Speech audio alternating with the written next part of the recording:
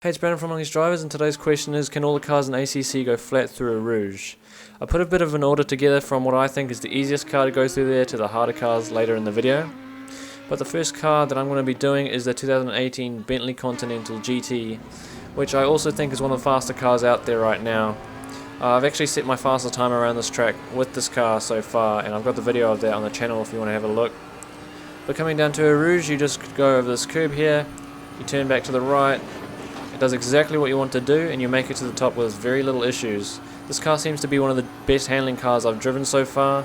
So yeah, now we move on to the McLaren 650S, which I think overall is a bit slower than the Bentley, but it still handles very, very well. Go over the curb, back to the right. It's a bit more reluctant, but you still make it to the top without too much moving around, and then you continue on with your lap.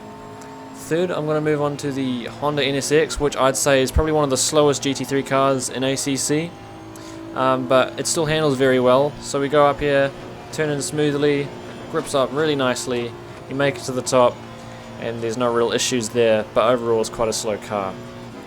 The next car I'm going to be moving on to is the Jaguar, which I haven't done too much driving since the full release came out.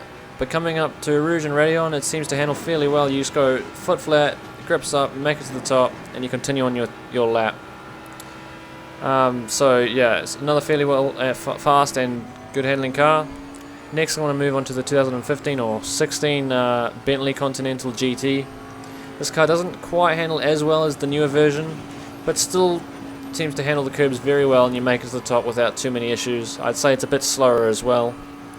Next, I'm going to be moving on to the Bmw M6, which I also haven't done too much driving with since the full release came out, but it's still extremely quick and handles Radillon and Eau Rouge fairly nicely. It slides around a little bit more, so you get a little bit more upset by the curbs than the other cars, but still you can go up there flat.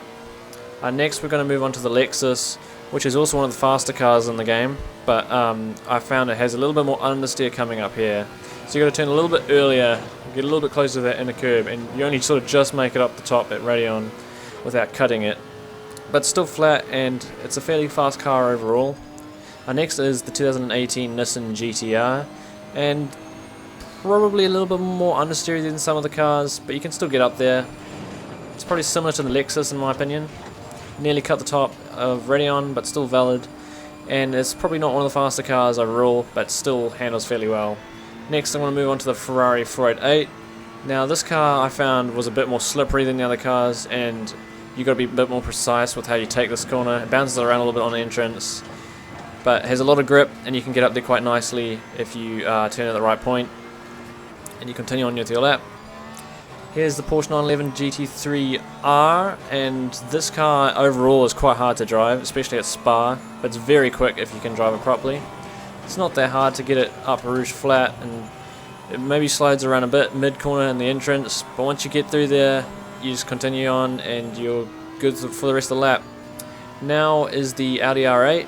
This car is similar to the Lamborghini, but I found this one's a little bit more stable. If you hit that inner curb going up Radillon there, you're pretty much stuffed, you'll spin, but if you miss that, you should be okay, and don't turn in too early. Now we move on to the Aston Martin, which I found was quite hard when I first got used to. It scrapes a lot at the bottom here at Eau Rouge.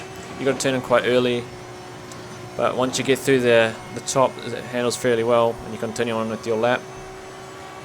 Next car we move on to is the Lamborghini Huracan, and like the R8, handles fairly similar, but I'd say it's a bit more likely to spin if you throw it in really hard on the entrance. If you hit that inner curb halfway through the corner, you'll probably spin as well. But very quick car, it's probably one of the fastest. Now the Guyardo, it's quite a lot more understeery than the Huracan, I'd say. You've got to turn in a bit earlier, avoid the inner curb once again. Nearly caught the top of Radillon, but once you get through, you're alright. That's probably one of the hardest corners to get through in most of these cars. Now moving on to the AMG, this car is super hard to control coming out of corners, and it's also extremely understeery at high speeds, as you're about to see. You have to turn in a lot, and if you're lucky you'll make it up the top without cutting, but you've got to be really careful, and you have to have a very precise turning in point, or you'll probably understeer at the top and get an invalid lap. Now I'm going to move on to the Lamborghini Huracan Super Trofeo, which is similar to the Huracan GT3. It's a bit, it's got less power and probably its handling is a little bit worse as well. But similar to the AMG, it understeers a lot, and you need a very precise turning in point to get up there perfectly. Now moving on to the 2015 Nissan GT-R, which is, it can barely make it up this corner flat, and you'll see I take a very weird line up here. I use a bit of that inner curve just to throw me around and get me up there flat, and basically I'd say this car wouldn't take the corner flat normally.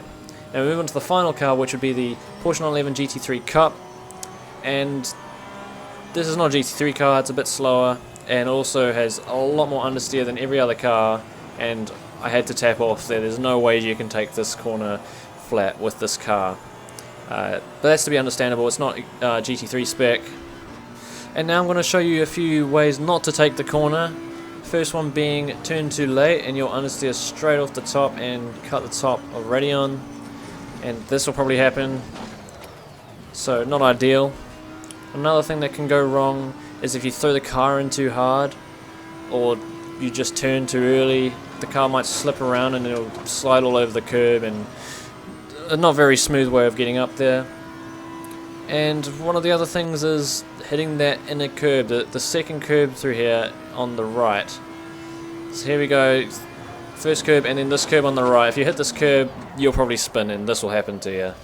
So avoid that curb at all costs in most cars. Some of them handle it alright, but in general I'd say avoid it. And I hope this has been helpful, maybe helping you decide on which car might be best for you around this track. In my opinion, obviously that Bentley, the 2018 Bentley Continental Gt, super fast and handles extremely well, not too much problems with handling the curbs. But anyway, let us know what else you'd like to see in ACC. Thank you for watching, please subscribe if you want to see more, and I'll see you in the next one.